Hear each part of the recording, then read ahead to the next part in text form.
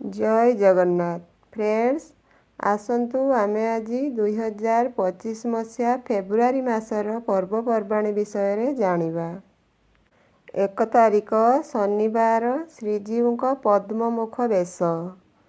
2 ତାରିଖ ରବିବାର ଶ୍ରୀପଞ୍ଚମୀ ସରସ୍ୱତୀ ପୂଜା।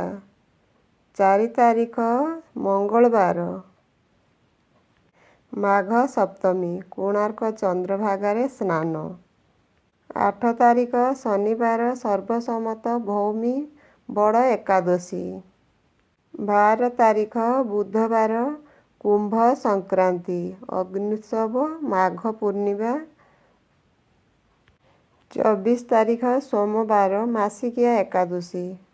26 ତାରିଖ ବୁଧବାର ମହାଶିବରାତ୍ରି।